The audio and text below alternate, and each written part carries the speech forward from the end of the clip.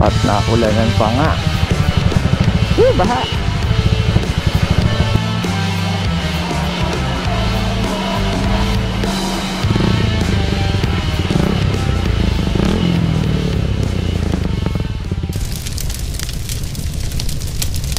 What is up guys? Grabe, tagal na nating din nagba-vlog.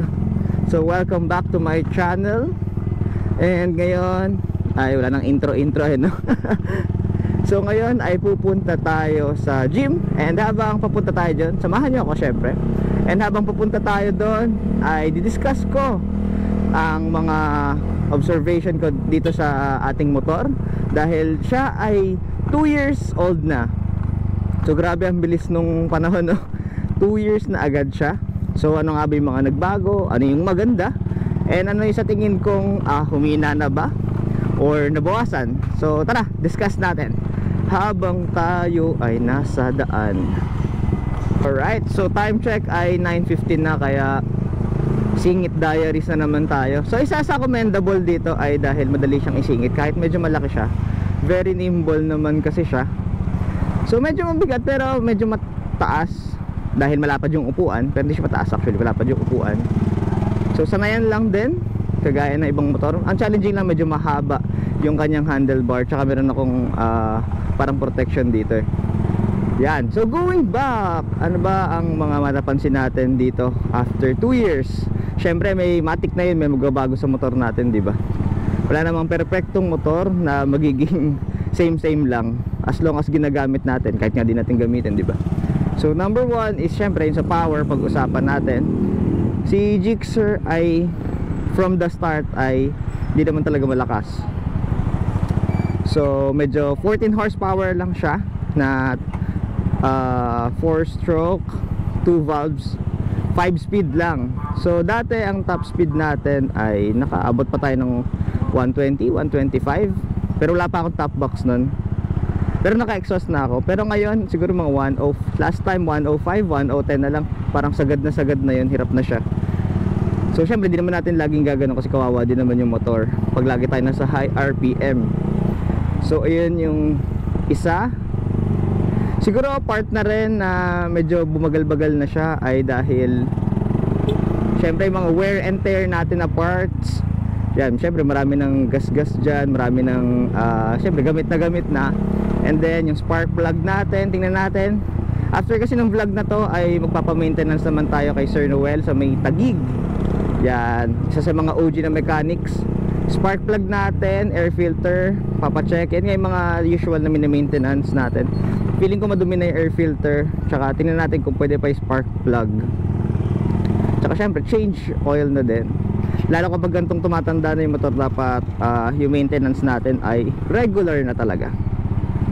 Parang tao lang din yan, di ba? Idagdag ko pala ay ang power nito for me, base sa experience ko, ay na more on nasa 3rd and 4th gear. Actually more on 4th.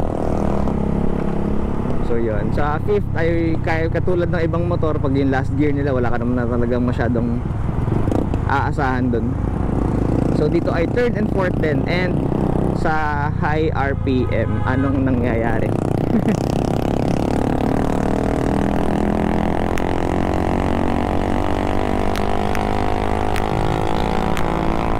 Ingay ni Kuya.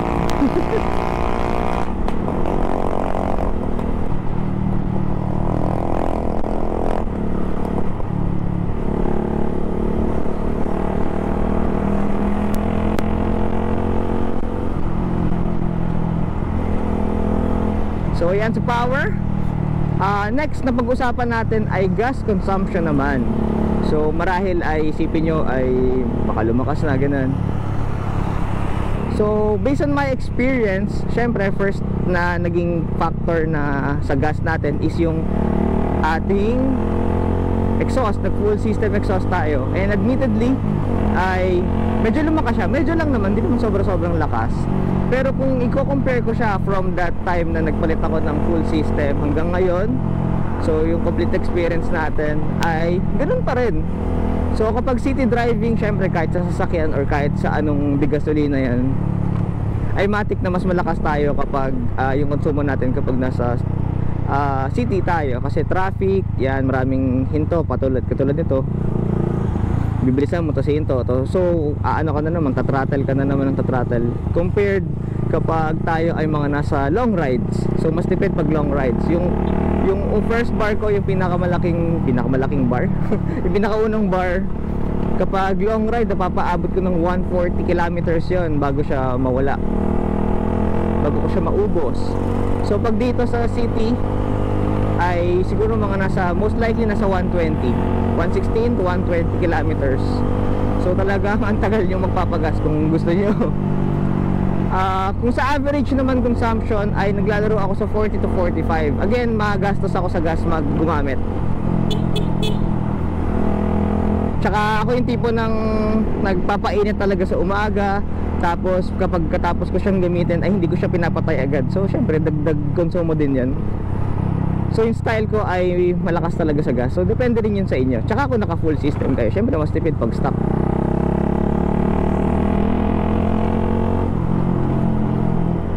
Next naman is yung sa parts. Ano nga ba yung sa reliability? So far, yan, kung nanonood kayo ng vlog natin, isa lang naman yung naging major na problema nito, which is yung battery. And ay dalawa pala actually. First one is the battery na may yung kasalanan ko rin naman, tsaka yung stock talaga nito ay usually pinapalitan agad kasi nga na-drain agad. So nasolusyonan na natin yon, and from that time na nagpalit tayo ng 7L na battery ay di naman tayo nagka-problema na dito sa ating battery. So wala na po itong kickstarter. So talagang electric na lang siya. And then ang second na naging problem natin is yung itong ball bearing. Tama ba? Lagi ko na lang dyan, knuckle bearing, yan, ball race, yan. Napagsama. Yung kasi yung dalawang tawag eh. Pero kasi nakikita ko doon, lagi din ako natatagtag kasi nasa Bulacan tayo. So alam nyo naman, even yun sa may place namin ay sobrang tagtag talaga. So parang ngayon nga medyo lumuwag na naman siya eh. So sa parts naman ay sa ilaw, pakita ko sa inyo. Yan, okay pa naman yung mga ilaw niya, headlights natin, turning lights natin. So wala pa siyang wala pa siyang hazard. And then brakes natin, yung sa likod ay medyo mahina talaga. Pero by design ay mahina naman talaga yung sa likod. Ang papacheck lang natin sa next vlog natin is yung suspension natin. Pero valid naman na, ROI na.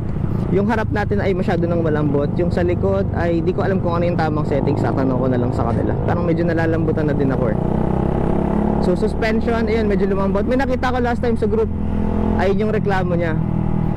So yung sa suspension, medyo malambot na nga. Yan may parang nararamdaman ko rin ang nangyayari sa kalsada. Ganoon na siya kalambot. So yun yung next natin. Pero kasi 2 years na din, so palitin na din talaga yung kanyang fork oil. Syempre yung fairings natin, matik na yan. May mga gas na yan. Lalo kung araw-araw yung ginagamit ang isang bagay, kahit anong bagay, talagang magkakaroon na ng damage yan. Pero minor lang naman, yung ibang katangahan lang eh. Diretsuin ko kaya ng NLEX to. Pa-NLEX kasi to guys eh. Sana soon makapasok din tayo NLEX. May shortcut lang ako dito.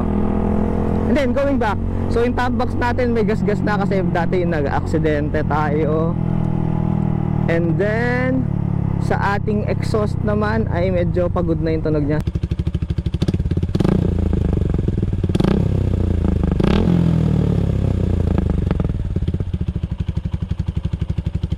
Alabangan nyo soon ay papalitan din natin yung ating exhaust na ang iba. Tsaka gas-gas na siya eh. Ano pa ba ang ating parts? So far so good pa naman after 2 years. So maganda yung mga investments natin dito. Guys, pag bumili kayo ng motor ay kasama sa investment ay syempre yung protective gear nyo and protection din nung inyong motor. Yan, huwag niyong kalimutan yun. So paano ako magpa-park? Hinarangan yung lahat. Yan, off-road. Ang isa pala sa mga commendable dito guys ay sa baha, dahil mataas siya at stable kasi malapad yung gulong. Yan, nandito na tayo sa gym. Discuss ko kung bakit maganda siya sa baha. Kasi yung kanyang ECU ay nandito, tapos yung kanyang battery nandito, yung spark plug niya ay nandito. Saan nga ba yun? Sa may taas yun eh. So talagang solve na solve, pwedeng isabak sa baha. Pero syempre kung pwede nyo mong iwasan nyo na, di ba? So yan ang kanyang itsura, madumi. Tag-ulan kasi ngayon eh. So tara, gym muna tayo.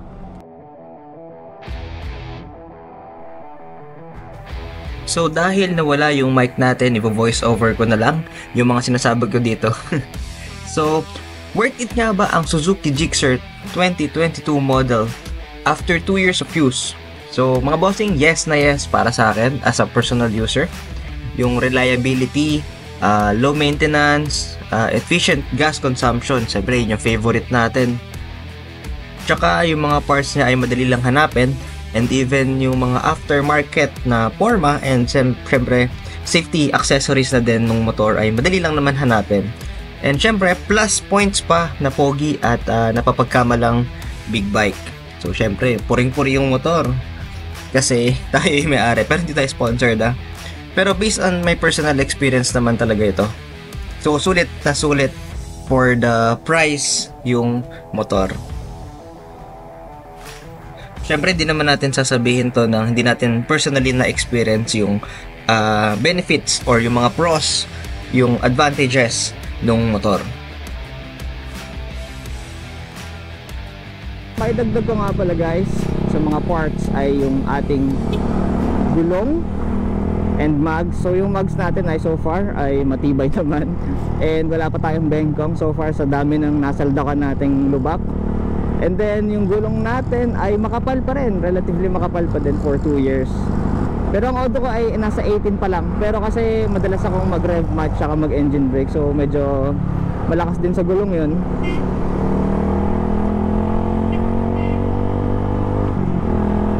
Yan, pero makapal pa siya actually. Ang problema ko lang ay may buta siya ngayon, so di pa natin naasikaso. Kaya madali siyang lumambot ngayon. Pero sasama na natin yun sa maintenance kasi lagi ako naghahangin eh. Hopefully hindi pa siya malala. Yan, at paulan na.